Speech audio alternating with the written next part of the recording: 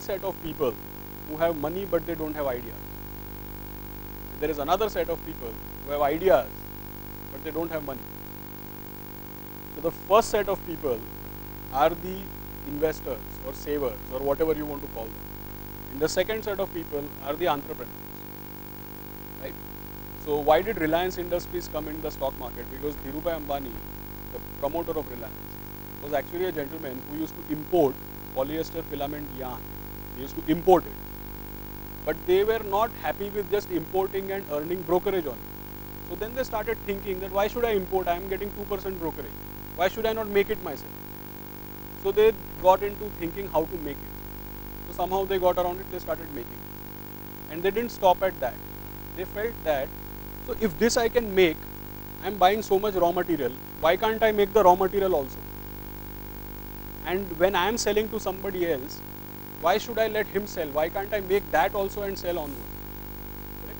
So there are people like this, and this is just one example. There are zillions of people like this who have abundant amount of ideas. They stop at nothing. They can go on and on and on and on, and they have more and more ideas, but they don't have enough capital. Right? And there are a lot of people who do their job very diligently. They are very good at what they are doing, but they don't want to take risk. They are happy and contented with their life, or they don't have, even they may be having ideas, but they never got capital. They didn't go around raising capital or asking others for capital. So they become savers or investors. Now, entrepreneurs are people who take money from others, give them back some returns or interest or whatever it is, put that money as capital, and then make whatever the business or implement their idea. Now take an example. Hypothetically, I am an entrepreneur and you all are savers and investors, and I collected money from you, right? And I set up a factory which is producing something. You have given me money, so I have issued you some, that okay, out of the 100 rupees that I took from people, 20 rupees was mine. So I took 80 rupees from people, sorry. And out of those 80 rupees, I am giving you this share, saying that out of 80, 2% contribution was yours. So your share is 2%. I give you that as a certificate that okay, this 2% is yours. After 2-3 years, you come to me and you tell me that I need it back. Give it back to me. So I say, look, with your money, okay, I have used your money appropriately. There is this land and building and factory, and there is workers and stuff being made, and the stuff is being sold. Everything is fine. But the money you gave me is actually, I can't like pull it out of the business because I have bought some lands and factories and all these kind of things. So that 2% which you told me, okay, so here is this machine.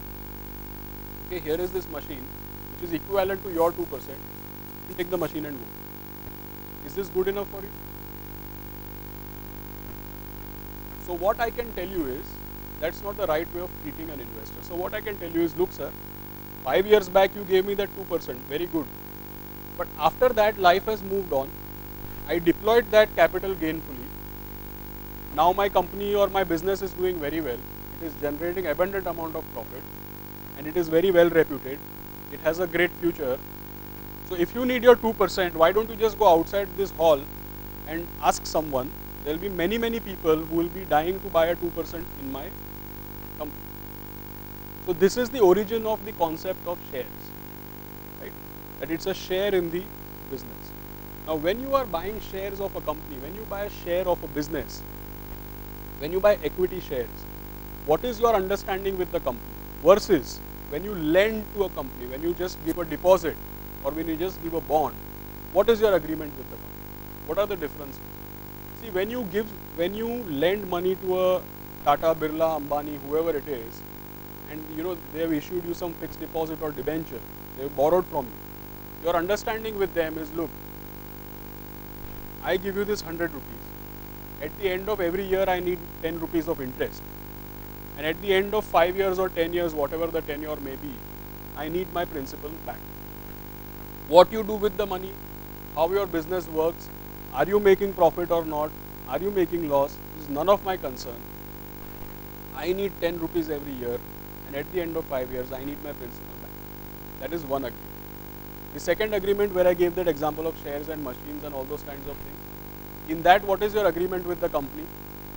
You are actually saying that I think you are in the right business. I think your business has a lot of potential to grow, and I think you are going to make a lot of profit. So I don't want to restrict my benefits to only that 10%. If you are paying me 10%, needless to say, you are going to make 20, 25, 30%, or else why would you be in the business? So I don't want to restrict my gain to the 10%. I would rather have a share of your profit. So you understand the differences between the two. Is it clear? So most important thing you should keep in mind is that an entrepreneur, the person who has ideas but is only asking you for capital, he will always make more money than the person who is giving him money on interest. The reason is very simple. You know, if you give money to Reliance Industries by way of deposits or debentures, and they give you 10%, they are not in the business for charity. Why are they taking money from you and giving you 10% interest? Why are they borrowing from you and putting that money in the business? And why are they paying you 10%? It's because they know that they are going to make much more. So the stock market is full of such entrepreneurs. We don't think of it like this every day, but that's a reality. It's full of people who have ideas but they don't have capital. And you have given them capital. And your only way to participate in their growth or in their ideas, see, everybody cannot become a Tata or a Birla or a Ambani. But what you can do is to be his partner or to buy some share of his business. And over a longer period of time, you know, today morning or tomorrow morning or 1 year later, in a period of 6 months, 1 year, 2 years, the stock market can go anywhere. Anything can happen. You know, some FIs can buy, some can sell. Some minister on TV can say something. People will react. On a everyday basis, the stock market only shows what is the sum total of the opinion of all the people. It doesn't reflect any reality. But over a longer period of time, if a company produces earnings, if an entrepreneur's ideas keep working, ultimately an entrepreneur will always make more money than the interest rate that he is paying. Otherwise, why would he be in the business? So if there is no stock market and if there is no equity, then there will be no business and there will be no finance. And always keep one thing in mind: if there are no entrepreneurs and if there is no stock market and if there is no equity, then there cannot be any bond and deposit and anything, nothing. What does the bank do? The bank takes money from you on deposit, and who does it give it to? Apart from your home loans, major part of the money goes to entrepreneurs and to projects. If those entrepreneurs and projects are never going to make money, then your bank also will not serve. So what you should always keep in mind is that how much money you put in the 8% option and how much money you put in the 20% option, that choice you can make. That's fine. But you cannot conclude that one choice is better for me and I will never make the other choice. You don't have those luxuries. You have to take some risk, some chance. And you have to give your luck some chance to work. Okay. So these are few messages I wanted to share with you. There's just some data which I need to show you. So you remember when we were talking about this point, about unlucky and should we take risk, etc. And I mentioned about news and views. Correct? Now I'll just tell you some live examples. I'll show you some live examples. You know, in the last 1 year, you have been hearing that, we have a political crisis and the government is doing nothing and our country is not growing. Variety of things that you have actually been seeing. So what is the height of the political crisis? People say there is a policy paralysis. Nothing is happening. The government is not doing anything.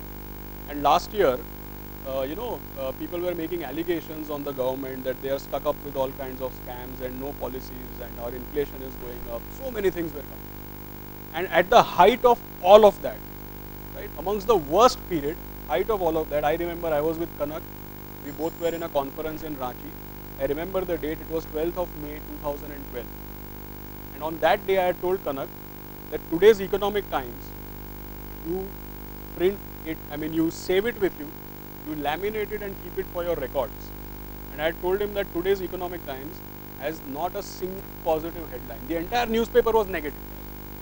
Everything was negative. The newspaper was as if the world is coming to end. Kuch nahi hoga, sab band ho jayega. Barbad. Right? And I told him that from here the market will go up. You know why I said that? It's because when it comes in the news, it is already over. It's done. always, we ask people one more question. Like a lot of time people say, stock market is down, nothing is happening, it's very bad. So I always ask them one question, that you want to invest in something which will do well in future, or you want to invest in something which has done well in the past? You want to invest in something which will do well after you invested, or you want to invest in something which has done well before you invested? What do you like to do? You are only concerned, if you are investing today, forget all past history, forget all your past money, where it is and what is happening. But you need to be dispassionate and unemotional. If you are investing today, you are only concerned with what will happen after I invest. You are not concerned with what has already happened and what is printed in the newspaper. Because the newspaper prints what happened till last night. The newspaper is not going to print the future. Okay? So this is what happens when you follow newspapers. This is Time magazine. Time magazine is the most reputed.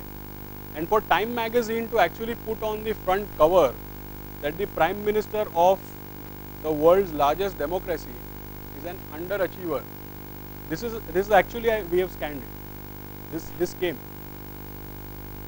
Yeah. What does it say? Time magazine put that Prime Minister Manmohan Singh is an underachiever. This was somewhere in May 2012, and this is what I was referring.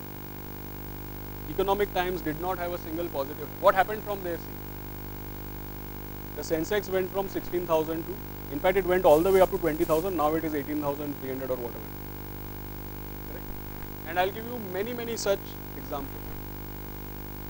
In April and May 2010, so Goldman Sachs is supposed to be the world's strongest financial services company and very big investment banking, broking, etc.